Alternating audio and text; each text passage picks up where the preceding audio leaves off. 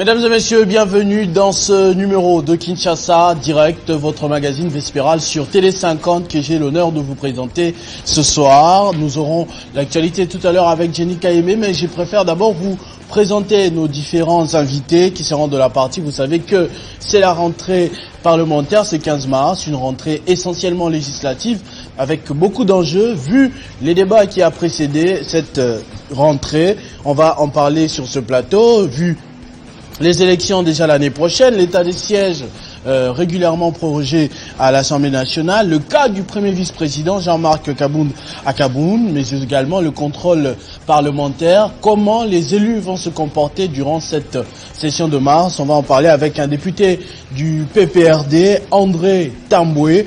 Nous allons également parler avec un cadre de l'UDPS, Francis Lunkoukou, des structures standards. Qu'est-ce que l'on reproche exactement au ministre des Mines? Les débats sera de nouveau à table ce soir. Ça a été déjà le cas il y a quelques jours. Mais avant, comme je disais tout à l'heure, Télé 50, la tradition, c'est d'abord les informations. Et ce soir, c'est Jenny Kayembe de l'autre côté du plateau qui va présenter les grandes lignes de l'actualité.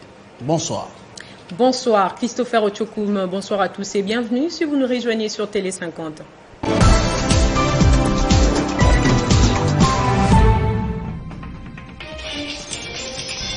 Ouverture ce mardi de la session ordinaire de mars, la priorité sera consacrée aux réformes électorales pour les élections de 2023.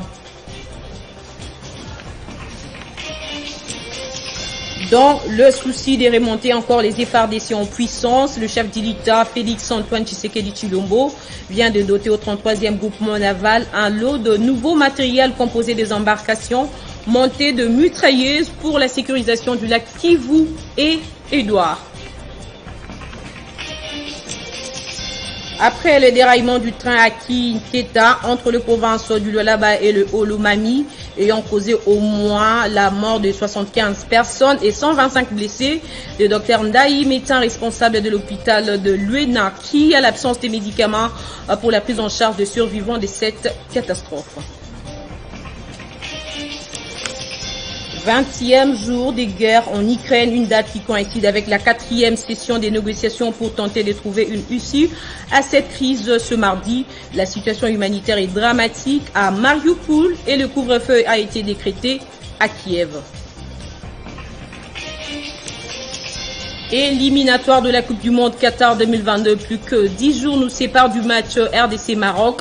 C'est ce qui explique la mise en place d'un comité d'organisation pour cette double confrontation. Ce comité sera présidé par Donatien Chimanga, président AI de la Fédération congolaise de football association. Merci à tous de votre fidélité à Télé 50. Retrouvez Gloria Mbouya à la grande édition de ce soir. Entre-temps, Kinshasa Direct se poursuit avec Christopher Ochokoum.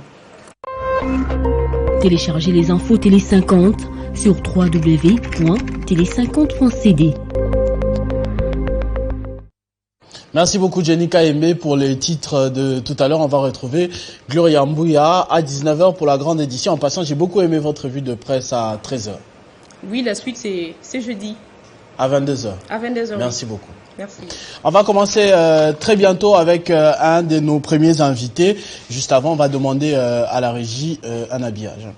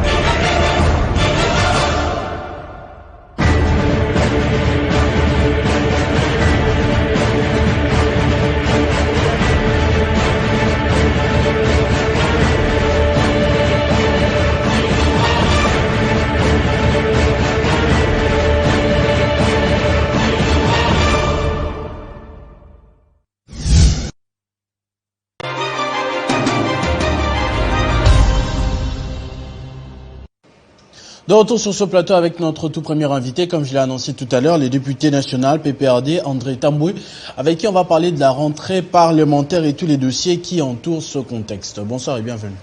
Merci. Vous avez bel et bien été à Lingouala tout à l'heure. Merci beaucoup pour votre disponibilité. Je comprends que ça vous ait pris pratiquement toute une journée. Comment était l'ambiance ? Effectivement, la rentrée parlementaire, comme d'habitude, a été très mouvementée, encore que celle d'aujourd'hui était très entendue au niveau de la population et même au niveau de la classe politique en raison des questions qui se posent dans l'échiquier national. Et donc, l'ambiance était au bon endroit. Au bon endroit, mais il y a beaucoup de sujets qui entourent cette rentrée parlementaire, vu les débats qui a notamment précédé cette session de mars.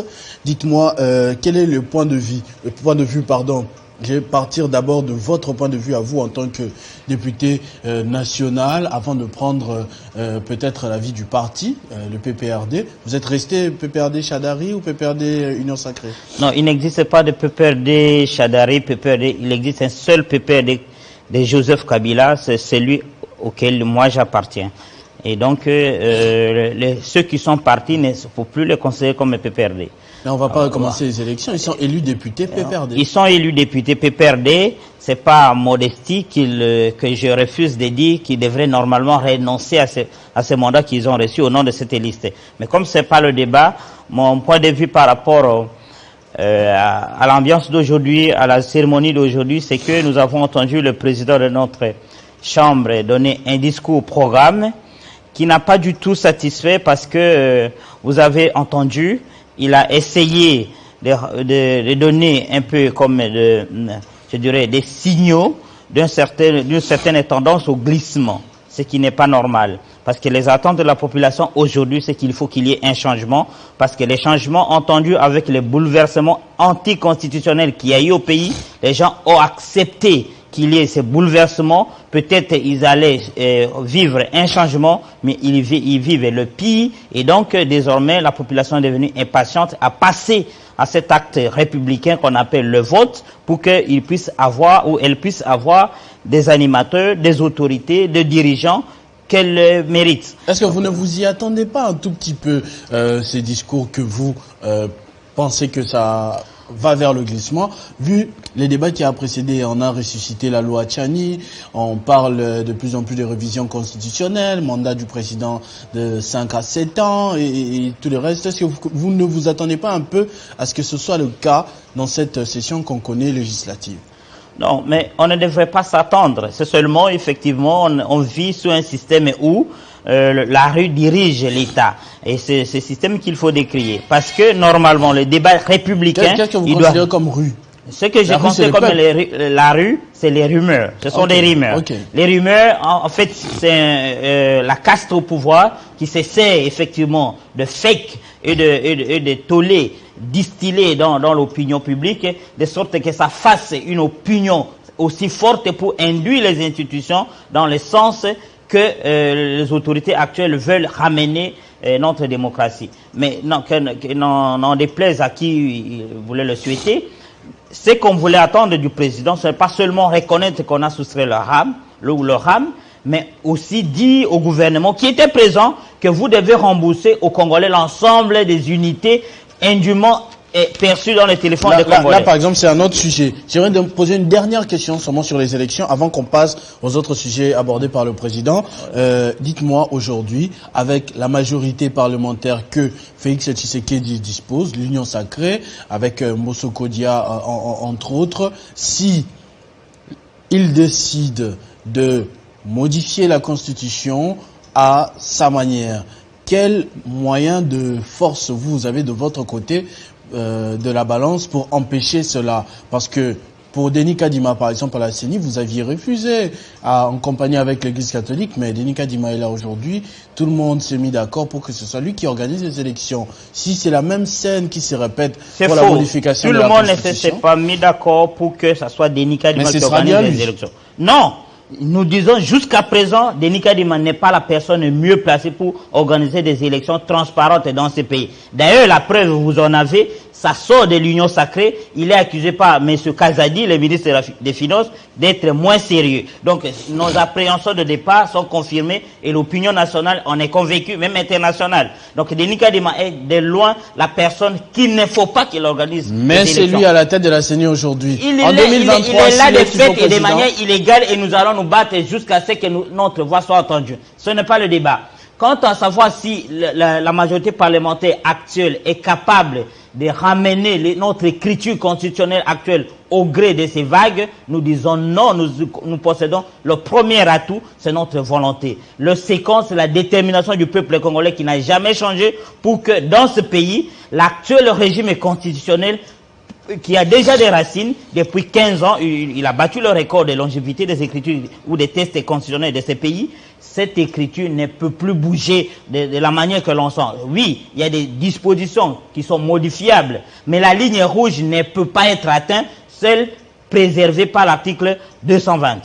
Et dites-moi, pour la population que vous avez évoqué tout à l'heure, quelques minutes plus tôt vous aviez parlé du RAM, mais ça n'a pas été le seul problème de société rencontré par la population en 2020. Vous êtes allé en vacances parlementaires, le peuple par exemple mourait dans sa partie est, vous revenez le week-end, il y a encore eu des morts. Or, nous sommes en période d'état des sièges que vous prorogez régulièrement. Dans ce volet-là, quelle est votre opinion? D'abord, il faut mettre le peuple en témoin. Nous, députés, restés loyaux au test de la République, où on appelle actuellement de l'opposition, nous sommes en train de voter contre la continuité ou la perpétuation du prolongement de l'état de siège. Parce que l'état de siège n'a pas produit des effets qu'on attendait. Et ça, il faut le souligner. Quant à nous, vous savez très bien que la majorité organise sa manière et elle étouffe le débat parlementaire proprement dit, et la majorité a décidé d'octroyer de manière illégale cette compétence au gouvernement pour que nous puissions aller en vacances, contrairement aux écritures constitutionnelles qui nous régissent, qui interdisent que pendant l'état de siège ou l'état de guerre, que le Parlement soit indisponible, chose inédite dans l'histoire. Nous avons vécu ça, mais quand cela ne tienne, désormais nous allons prendre notre bâton de pèlerin, nous allons sensibiliser la population et nous-mêmes, nous allons sensibiliser l'opinion parlementaire en général pour dire trop c'est trop, on ne peut plus. Quant aux difficultés sociales que ou sociétales que notre population est en train de traverser, ça et là, je reconnais déjà dans ma province du Sankuru, il y a des morts chaque jour. On est en train de tuer, on brûle des nouveau-nés, on brûle des femmes enceintes, on décapite à ciel ouvert, aucune intervention de l'État. Et vous avez entendu aujourd'hui dans le discours du président de l'Assemblée nationale, comme du président du Sénat, personne n'a évoqué le cas du Sankuru. On s'est focalisé sur le président de la République est passé là-bas. Alors que le président, c'est après le passage. Il n'y a pas eu de rapport. Non, c'est après son passage. Après ce passage, on dirait son passage est allé plus nous créer des problèmes, susciter de la violence que nous laissions avant son arrivée. Donc, les institutions de la République devraient s'occuper de l'ensemble des questions de sécurité pour l'ensemble du pays. Par contre, nous avons vu qu'il y a une attention focalisée et ça, nous devons nous dénoncer pour que les pouvoirs publics puissent regarder avec vigilance ce qui se passe dans l'ensemble de la République. Chez nous, au Sankuru, dans le territoire de l'Odja, ça ne va pas. Et là, il faudrait que toute la population congolaise en prenne conscience. Nous n'allons plus accepter que ces peuples soient meurtris jusqu'à ce niveau. Et nous qui faisons de l'opposition, nous étions au pouvoir tantôt et nous avons compris les réponses que la population nous a formulées. Et aujourd'hui, nous sommes devenus les mieux placés pour exécuter effectivement la volonté de la population parce que nous avons subi la sanction populaire à travers l'élection présidentielle que nous avons perdue. Et aujourd'hui, la famille politique est la mieux placée pour diriger ces pays, c'est la nôtre. Mais dites-moi d'abord, honorable Tamboué, vous avez soulevé quelque chose d'important dans votre affirmation tout à l'heure, c'est que ni le président de l'Assemblée nationale, ni le président du Sénat n'a évoqué la situation catastrophique du Sankuru que vous avez remarqué. Mais l'on reproche également aux élus de ne pas remettre les rapports de leurs vacances parlementaires. Est-ce que vous avez tenu le bureau informé de cette situation et ils ont fait semblant où ils ne sont pas du tout informés? Bien avant, le bureau a été saisi, alors que le dépôt de rapport de vacances ne peut se faire qu'après la cérémonie d'ouverture qui a eu lieu. Donc c'est après que nous avons déposé. Mais bien avant ça, le bureau a reçu des informations. Il y a de nos collègues, je peux citer l'honorable Alexis Lundi, élu de l'ODJA, qui avait déjà mis à la disposition du bureau l'ensemble des informations sur l'insécurité qui règne dans cette partie de la République. Donc le bureau ne peut pas aujourd'hui...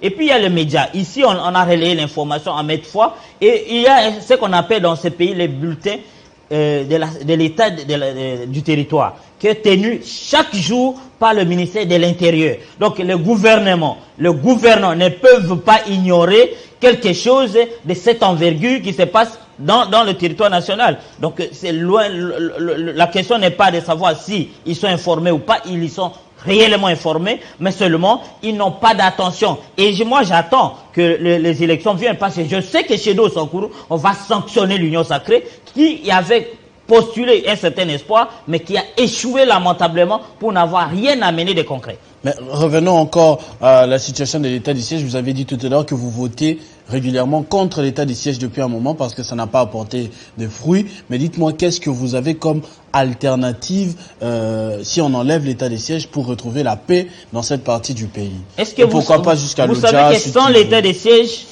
nous avons eu des vaillants officiers comme Mbouza Mabé qui a gagné une étape de cette guerre à l'Est. Nous avons eu un Mamadou Ndala dans ce pays avec les opérations à Mani qui a gagné la guerre contre ces inciviques de l'Est. Donc on peut organiser notre armée, mettre à sa disposition beaucoup plus de moyens sans la formulation état de siège, qui est une formulation de la militarisation de l'administration sans effet concret sur la sécurisation de la population. Ce que vous reprochez à l'état de siège, c'est le fait que l'on ait placé des militaires à la place des civils. Non, que l'on ait placé des militaires qui ne peuvent plus s'occuper de la défense et de la sécurité de l'entité et qui vont directement se verser dans l'administration, dans la fiscalité et dans les autres détails de la gestion avec l'appât qu'on connaît, l'appât du pouvoir, le goût du pouvoir. Ça les déconcentre par rapport au combat sur le terrain.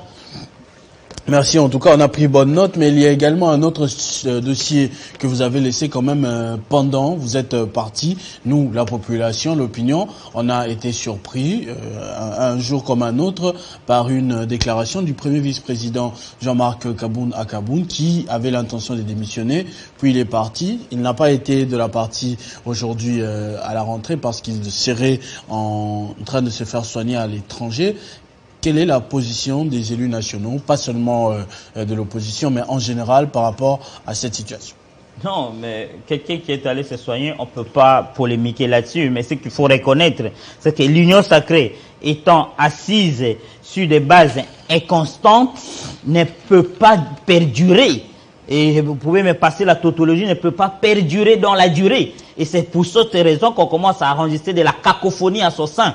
Les caciques, les acteurs de cette fantomatique famille politique se côtoient comme des chiens de faïence. Et voilà le résultat. Ils ne peuvent rien consacrer du débat républicain et qui amènerait les réponses aux problèmes cruciaux de la nation. Ils ramènent toute la direction du pays uniquement sur des questions des individualités, sur les positionnements des individus, et la bataille qu'on a décriée au sein du FCC, ancienne formule, est en train d'être retrouvée à l'Union Sacrée, entre guillemets, qui n'est qu'une fantomatique famille politique parce qu'elle n'existe ni juridiquement ni textuellement, et par conséquent, ce qu'on a enregistré comme scénario volte-face avec le premier vice-président de l'Assemblée nationale, c'est vraiment le fruit, le signal d'une famille qui va vers sa décadence. Mais il l'a dit, puis il est parti sans donner de nouvelles.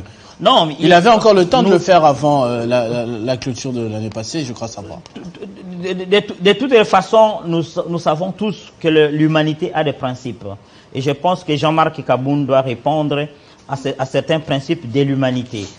Celui qu'on appelle la rotativité du malheur et du cycle des événements. Il y subit ce qu'il a fait subir aux autres. C'est logique. Mais ce qu'il faut connaître, c'est que pour nous ne voulons plus qu'on consacre le débat national sur les positionnements des individus. Nous voulons qu'on voie l'Allemagne d'Afrique au Congo. Que chez moi, Katakokom, la route qui relie Lumumba-Ville à la cité de Katakokom soit asphaltée. C'est ce qu'on attend. Qu'on voie dans la province du Sankour, de Lusambo à Lodja, qu'il y ait une route asphaltée là où ça n'existait pas. Car Kinshasa, l'opération Kinshasa sans trous réussit, c'est parce que chez moi, à Matete, il y a toujours des trous et des trous partout dans toutes les artères. Nous ne voulons plus de programmes de les élus où on détourne, alors qu'on a considéré qu'à un certain moment, c'est les autres qui étaient la risée du village. Et aujourd'hui, ils reprennent tous les appareils du pouvoir, mais ils tombent même un peu plus bas parce que des détournements en grande échelle qu'on n'a jamais constatés dans l'histoire, jusqu'à voler le petit peuple avec des phénomènes illégaux comme le RAM. Alors, des problèmes, on en a cité beaucoup, tous ensemble avec vous, on est d'accord, mais dites-moi, vous allez commencer par où? Quelle sera la priorité des élus pour cette session de mars? Pour moi, s'il m'était permis de donner un conseil à notre bureau qui programme le projet de calendrier, et je vais d'ailleurs soutenir cette position jusqu'au débat sur le calendrier de la session, c'est que nous puissions consacrer notre temps sur les tests de loi qui auront un impact réel sur le vécu de la population. Pourquoi on doit chaque fois ramener le travail des politiques sur des questions uniquement politiciennes? La question électorale, elle est même électoraliste. Pourquoi? Parce qu'un politique, une fois élu, il pense à sa prochaine réélection. Alors qu'entre-temps, celui qui l'a élu meurt, et meurt chaque jour. Si c'était les parents qui vous ont élu, ce sont les enfants qui viendront vous élire après. Ce n'est pas normal dans un État dit État moderne. C'est pour cette raison que l'actuel arsenal législatif que nous avons est à même de nous amener aux élections sans problème. Il suffisait tout simplement que nous ayons des hommes intègres, mais pas des gens comme Kadima. Nous ayons des gens où il y a un certain consensus, une certaine crédibilité en lui, qui puisse amener un processus consensuel. Là, on peut avoir, mais le test, comme nous avons entendu le président consacrer l'essentiel de la session sur des tests purement politiques, et on oublie carrément les tests qui auront un impact sur le vécu de la population, comme la loi sur la sous-traitance, la loi sur le petit commerce. C'est des actes qui doivent ramener un changement dans le vécu de la population. La culture fiscale dans ce pays n'existe pas. Commençons par les autorités elles-mêmes ne peuvent pas se rendre compte du nombre de fois elles s'échappent des obligations fiscales qui leur incombent. Et c'est pour cette raison que pour moi personnellement, et je pense que ma famille politique n'est pas loin d'opter pour ma position, nous devions plus consacrer notre temps sur les questions qui vont ramener le vécu de la population à un certain niveau plus ou moins souhaitable. Nous ne pouvons plus focaliser l'attention sur des questions politiques. Mais si une fois de plus, l'actuelle majorité nous ramène à ces débats, nous allons pousser notre argumentaire sur le fait que les élections ne doivent pas être une certaine formalité, elles doivent être vécues par la population comme étant l'acte par lequel c'est elle qui décide de qui doit être son député, de qui doit être son président, de qui doit être son sénateur. Si nous allons organiser des élections, faire dépenser des millions de dollars du contribuable congolais pour qu'à la fin on ait des élections, des nominations à la place des élections, à ce moment-là, ça ne sert à rien que nous puissions voir sur notre étiquette République démocratique du Congo. Alors j'ai sous mes yeux une proposition de loi organique que vous avez déposée au bureau de l'Assemblée nationale. Il évoque notamment le fonctionnement de la Commission nationale des droits de l'homme. J'ai vu que vous l'avez déposé le 15 mars, c'est bien cela. On aimerait un peu avoir des nouvelles sur ça. Qu'est-ce qui vous a motivé et qu'est-ce que vous recherchez derrière cela? À l'issue des vacances parlementaires, en tant que député, j'ai formulé deux initiatives législatives, dont l'une est focalisée sur la modification de la loi organique de 2013 portant organisation et composition de la Commission nationale des droits de l'homme, qui est une institution d'appui à la démocratie, qui a été fin mandat depuis 2020, mais qui n'a pas pu être renouvelée en raison de contingences politiques, mais qui connaît dans l'applicabilité de ce texte de loi, c'est un couac qu'il faut moderniser, qu'il faut améliorer pour permettre que l'équipe qui va venir fonctionne de manière adéquate, parce que la RDC a acquis, déjà à l'époque, en 2015, le statut A au niveau du Conseil des Nations Unies pour les droits de l'homme et que nous sommes en voie de perdre ces statuts uniquement parce que notre texte de loi qui organise cette institution d'appui à la démocratie connaît des lacunes que je viens de proposer, les mécanismes pour les combler. C'est pour cette raison que j'ai vu également notre bureau. Pendant les vacances parlementaires, il s'est hasardé à organiser un calendrier pour le renouvellement des acteurs au niveau de cette institution d'appui à la démocratie en violation de l'arrêt de la Cour constitutionnelle. Et pour ne pas donner de prétexte à notre bureau, j'ai déposé cet instrument juridique pour lui donner désormais un appui de sorte que les bureaux s'activent à traiter ce texte de loi, cette proposition de révision qui va harmoniser non seulement le fonctionnement de notre commission nationale de droits de l'homme, mais également le remettre sur les standings internationaux qui requièrent un certain prérequis qui vont nous permettre de garder le statut A que nous avons déjà acquis actuellement et qui nous permet de siéger dans le Conseil des Nations Unies. Et vous savez qu'à l'époque, c'est avec Kabila que le Congo a été élu à ce conseil-là. Donc nous ne voulons plus perdre ce statut et c'est pour cette raison que j'ai amené. Quant à la loi sur la laïcité, vous connaissez très bien, vous avez vécu les 16 ans de l'existence de la Constitution du 18 février. S'il y a un des attributs de cet État qu'on n'a jamais bien observé, c'est l'attribut lié à la laïcité et l'égalité des religions. Il y a des religions, nous avons vécu pendant le renouvellement de la composition de la CENI ici, le tutoiement, uniquement parce que et l'État et la religion, personne ne veut garder sa neutralité vis-à-vis de l'autre. Et pour cette raison, nous sommes fondés sur une ancienne loi, portant les lois sans but lucratif, la loi sur les associations sans but lucratif. C'est cette loi qui permet aujourd'hui à une personne ou à un groupe de personnes de créer une église, ce qui est anormal. Nous devons trouver un texte de loi comme celui des partis politiques, comme celui des sociétés qui sont toutes des associations des individus, mais qui, lorsque l'objet porte sur des objets spéciaux, il faut les sortir du groupe des associations ONG pures et simples pour que nous ayons un texte de loi qui répond effectivement au régime constitutionnel que nous avons choisi depuis 2006 parce que la loi devient absolument obsolète venant de 2002. On espère que ça va avoir une réponse parce que des fois il y a des propositions de loi comme ça qui sont entassées puis sans suite. C'est pour cette raison que vous avez vu décrier quand le président Bosso a commencé à dire qu'il a entendu que dans l'opinion parlementaire, les gens veulent le contrôle parlementaire. Non, nous ne voulons pas que le contrôle parlementaire. Nous voulons et le contrôle parlementaire et l'épanouissement du débat démocratique.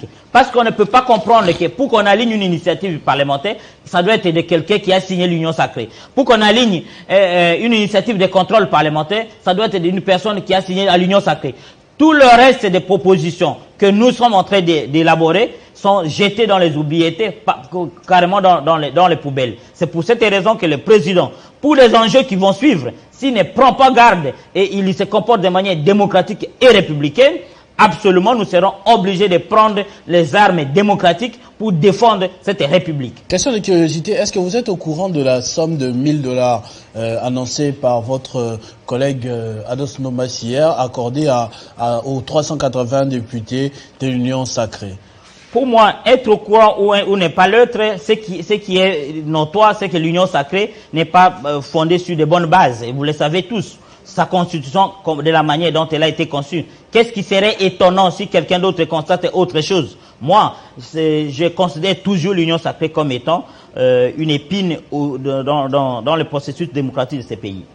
Donc vous ne confirmez pas l'information? Je ne peux ni confirmer ni infirmer, mais ce que je dis, c'est que l'Union sacrée n'est pas fondée sur de bonnes bases. Et étant partie sur de la corruption, rien d'étonnant qu'on leur dénombre encore à son sein des gesticulations ou des actes de corruption. Alors, dernière question, mais vraiment la dernière, après je vais vous libérer, ça concerne le PPRD, plus particulièrement le message signé par le secrétaire permanent par rapport à la situation du secrétaire permanent adjoint Ferdinand Cambéré qui est en incarcération. On a l'impression qu'il s'est battu, il était là à défendre le parti, mais après, incarcéré aujourd'hui, on l'a un tout petit peu oublié. Effectivement, c'est ma conviction.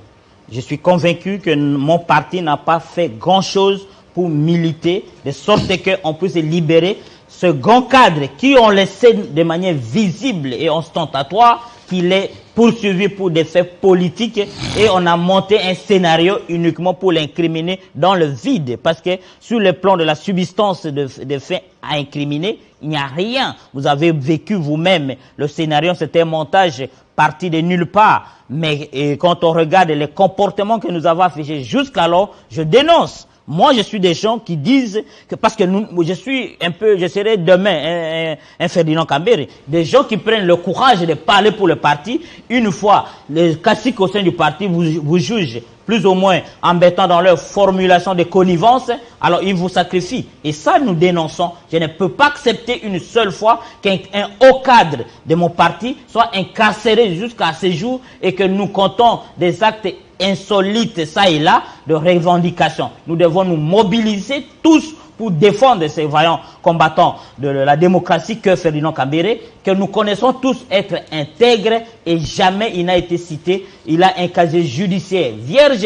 Jusqu'alors, il n'a jamais été cité dans les atrocités. Il n'a jamais été violent. Qu'on l'impute des incriminations aussi sévères. Je pense que non seulement que la justice se disqualifie au niveau de l'opinion nationale, mais également mon parti a là une responsabilité réelle devant laquelle il doit bien se comporter. Merci beaucoup, monsieur le député national André Tamboué. Je rappelle que vous êtes du PPRD. Vous nous revenez fraîchement de la toute première journée de la session de mars à l'Assemblée nationale et merci d'avoir éclairé notre lanterne sur plusieurs questions. Merci. On va prendre notre deuxième invité avec qui on va parler des structures standards. C'est que l'on reproche ou pas à la ministre de Mines. Ce sera avec monsieur Francine Nkoukou qui est lui cadre de l'UDPS.